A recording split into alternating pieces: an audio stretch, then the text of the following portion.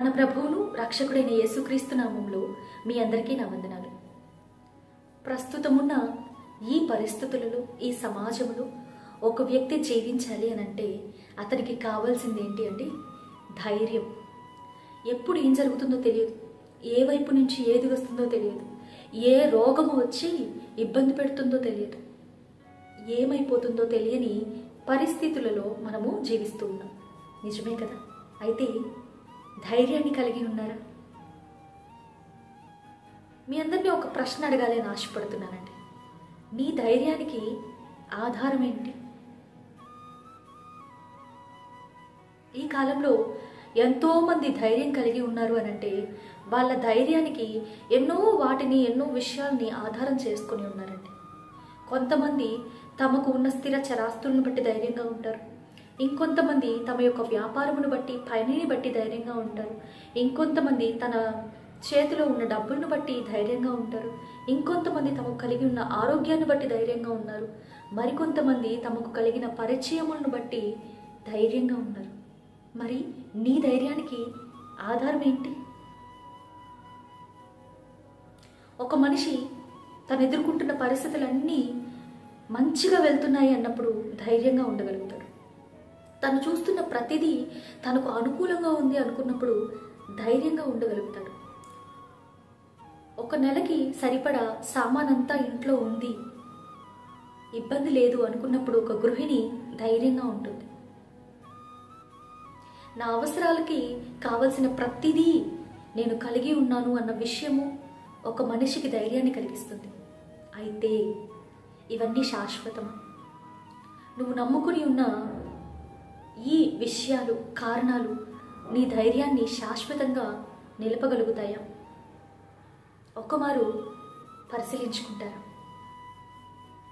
పరిశుద్ధ బైబిల్ గ్రంథమందు ఒక చక్కని మాట ఉందండి. యెహోవా యందు భయభక్తులు బహుధైర్యాన్ని పుట్టించును అని.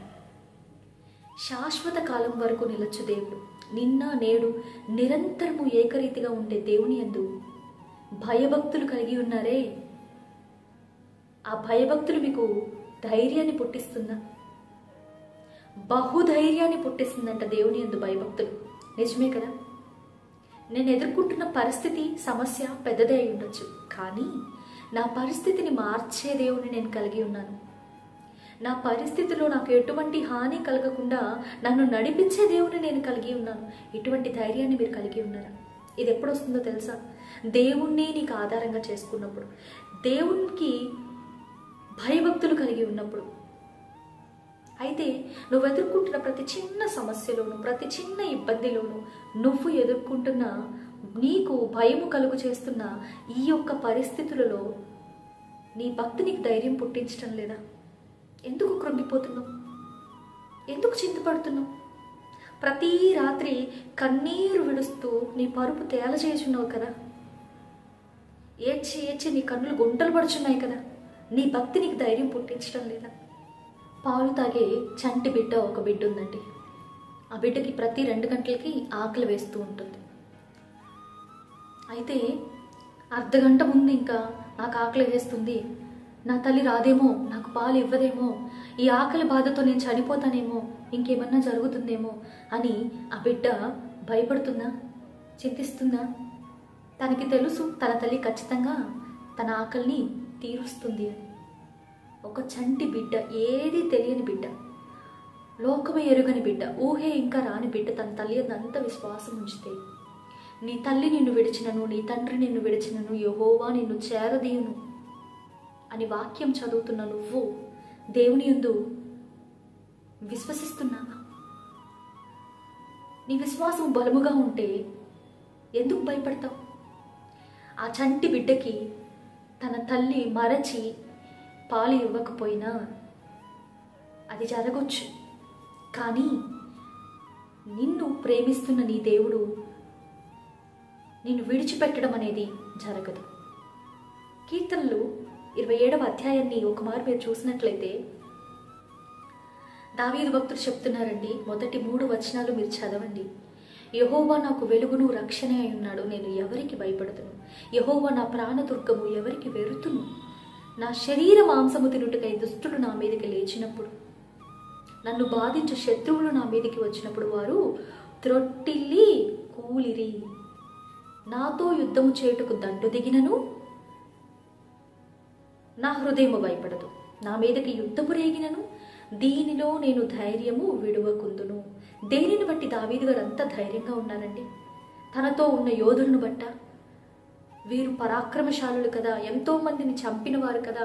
వాళ్ళ హిస్టరీ ట్రాక్ చూస్తే, వాళ్ళ ట్రాక్ రికార్డ్ చూస్తే పరాక్రమము కలిగిన బలాఢ్యులు కదా అని వారి యందు నమ్మకం ఉంచుకున్నాడా?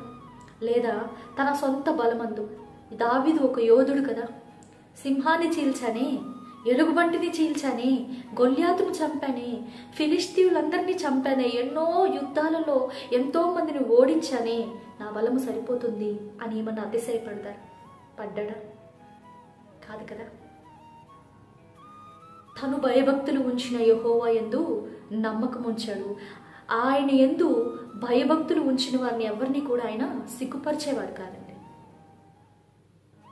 మరి నిన్నెలా సిగ్గుపరుస్తాడు? నువ్వు ఎదుర్కొంటున్న ఈ యొక్క స్థితి నుండి నిన్ను లేవనెత్తుతాడు కదా. ధైర్యాన్ని తెచ్చుకో. దేవుడు ఈ దినాన మీతో ఒక్క మాట చెప్తున్నాడండి, ధైర్యమును విడిచిపెట్టొద్దు. నీ హృదయంను నిబ్బరముగా చేసుకో, ధైర్యంను విడవద్దు. యెహోవా కొరకు కనిపెట్టుకొని ఉండు.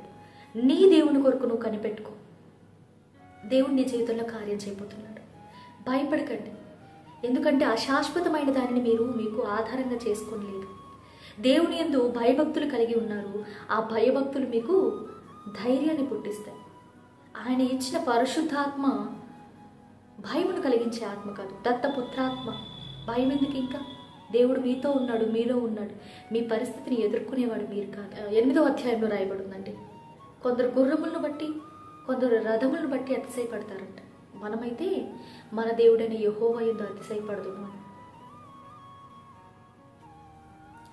దేవుని ఎడల భయభక్తులు కలిగి ఉండండి. దేవుని కొరకు ఎదురు చూడండి. ధైర్యాన్ని కలిగి ఉండండి. దేవుడు మీ జీవితంలో కార్యము చేస్తాడు. దేవుడి వాక్యాన్ని దీవించును గాక. Praise the lord.